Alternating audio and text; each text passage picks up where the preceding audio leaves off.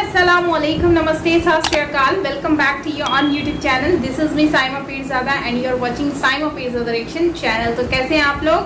आज हम देखने वाले हैं PM Modi wonderful conversation with students. ये वीडियो आज हम लोग देखेंगे परीक्षा से रिलेटेड कुछ क्वेश्चंस हैं जो कि बच्चों ने अपने प्राइम मिनिस्टर से पूछा है। तो वीडियो बहुत ज़्यादा इंटरेस्टिंग होने वाला है। ओरिजिनल वीडियो का लिंक आपको डिस्क्रिप्शन में मिल जाएगा, तो आप ओरिजिनल वीडियो वहाँ से देख सकते हैं। और अगर मेरे चैनल पर न्यू है तो सब्सक्राइब करना मत भूलिएगा। So let's start the video. माननीय प्रधानमंत्री जी, भारत की राजधानी ऐतिहासिक नगरी दिल्ली के विवेकानंद स्कूल की कक्षा 12वीं की छात्रा खुशी जैन आपसे प्रश्न पूछना चाहती हैं। खुशी, कृपया अपना प्रश्न पूछिए। ये अच्छी बात है, खुशी से शुरू हो रहा है।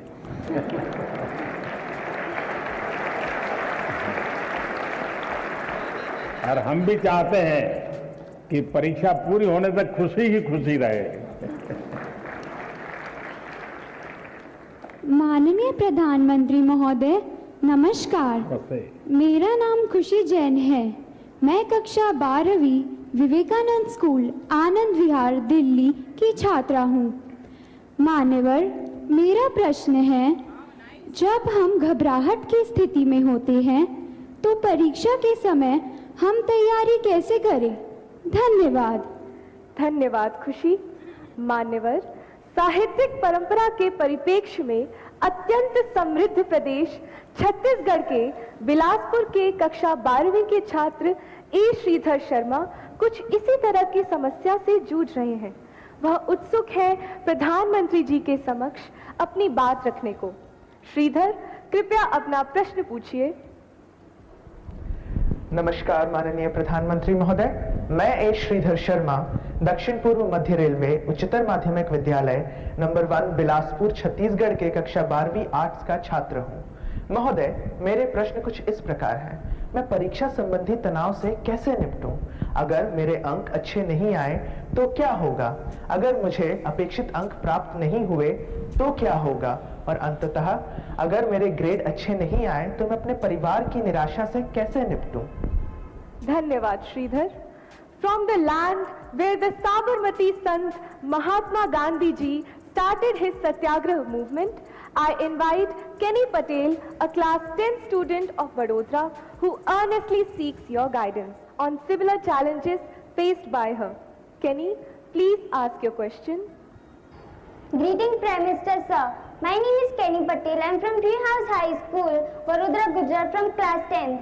My question is how to overcome the stress of completing the whole syllabus with a proper revision to enhance our marks and result, and how to take proper sleep and rest during the examination time.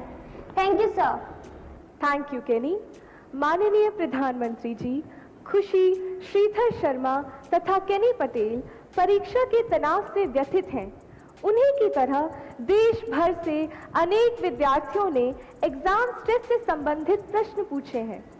परीक्षा के तनाव से लगभग सभी विद्यार्थी प्रभावित होते हैं और आपके मार्गदर्शन के अभिलाषी हैं। माननीय प्रधानमंत्री जी, एक साथ आप लोगों ने इतना सवाल पूछ लिए हैं कि ऐसा लग रहा है कि मुझे ही पैनिक से गुजरना पड़ेगा। देखिए, आपके मन में भय क्यों होता है? ये प्रश्न मेरे मन में है। क्या आप पहली बार एग्जाम देने जा रहे हैं? क्या आप में से कोई नहीं है जो पहली बार एग्जाम देने जा रहा है? मतलब कि आपने बहुत सारी एग्जाम दे चुके हैं और अब तो आप प्रकार से एग्जाम के इस दौर से आखिरी छोर की तरफ पहुंच चुके हैं।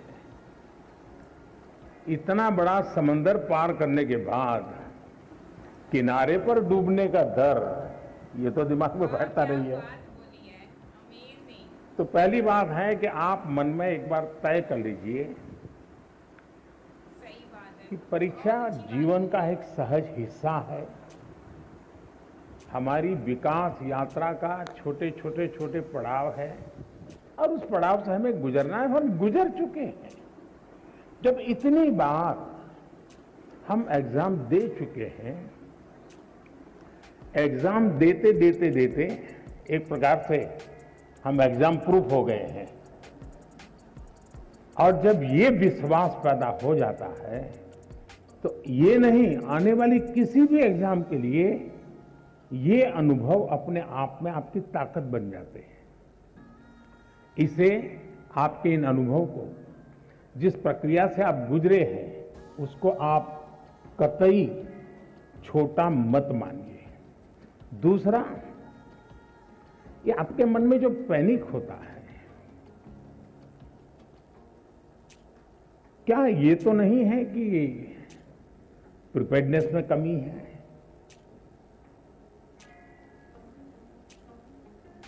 कहने को तो हम कुछ कहते होंगे, लेकिन मन में रहता है। मेरा आपको सुझाव है, अब एग्जाम के बीच में समय तो ज्यादा है नहीं,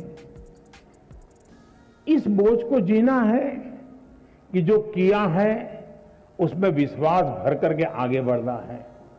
हो सकता है एक दो चीजें छूट गई होगी, एक आध चीज में थोड़ी जितनी मेहनत चाहिए नहीं हुई होगी, उसमें क्या है, लेकिन जो हुआ है उसमें मेरा आत्मविश्वास भरपूर है, तो वो बाकी चीजों में भी वो ओवरकम कर जाता है। और इसलिए मेरा आपसे आग्रह है कि आप इस प्रेशर में मत रहिए, पैनिक क्रिएट हो ऐसा वातावरण को पनपने ही मत दीजिए। जितनी सहज दिनचर्या आपकी रहती है, उतनी ही सहज दिनचर्या में आप अपने आने वाले परीक्षा के समय को भी बिताइए। एक्स्ट्रा कम अधिक जोड़ना तोड़ना वो आपके पूरे स्वभाव से डिस्टर्बेंस पैदा करेगा।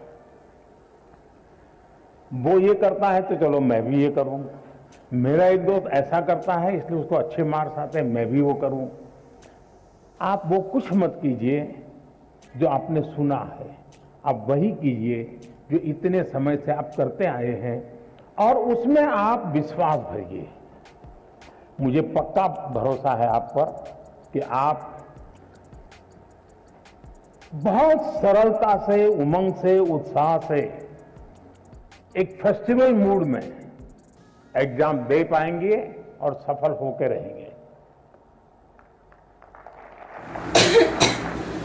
तो सही बात कह रहे हैं कि जिंदगी में हमें जो है ना, परीक्षा हमारी जिंदगी में होती रहती है, और हम उम्र जितनी भी गुजर जाए उसमें हमारी परीक्षा जो होती है ना, वो कभी भी खत्म नहीं होती है। ठीक है, जिंदगी का सफर स्टार्ट ही स्कूल से होता है कि भाई परीक्षा देनी है, और उसके बाद जो परीक्षाएं शुरू होती है ना, वो कभी खत्म होती नहीं है। लेकिन कोविड की वजह से अब जो है वो ऑनलाइन सारा सिस्टम हो गया है, जिसकी वजह से जो है वो बच्चों को अब कंप्यूटर, लैपटॉप, इन सारी चीज़ों कम एज में ही उनको प्रोवाइड कर दी गई हैं, ताकि वो स्कूल कोविड में जो है वो इन सारी चीज़ों से जो है वो फ़ायदा उठा सकें और अपनी एजुकेशन को कंटिन्यू रखें। लेकिन प्रॉब्लम यहाँ पर ये आती है कि जो स्कूल्स में बच्चे सही से पढ़ सकते हैं, मुझे लगता है कि वो कोविड में जैसे ऑनलाइन पढ़ते थे, तो वो मुझे नहीं लगता कि वो सही से पढ़ पाते होंगे जैसे पहले पढ़ा करते थे।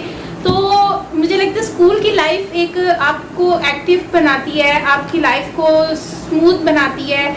आपको बहुत सारे चैलेंजेस देखने पड़ते हैं, आपको स्ट्रेस भी फील होता है, उसमें आपको एक्चुअली ये आपको रेडी कर रहा होता है आपके आने वाले वक्त के लिए। जैसे एक परीक्षा आपको स्टार्टिंग में कहाँ पर देनी पड़ती है, स्कूल्स में देनी पड़ती है। इसके बाद फिर आपकी लाइफ में परीक्षा स्टार्ट हो जाती हैं, फिर जो लाइफ पर्सनल लाइफ होती है उसमें भी आपको रेडी रहना पड़ता है। तो इस तरह से इंसान को जो है ये डेवलप करता है।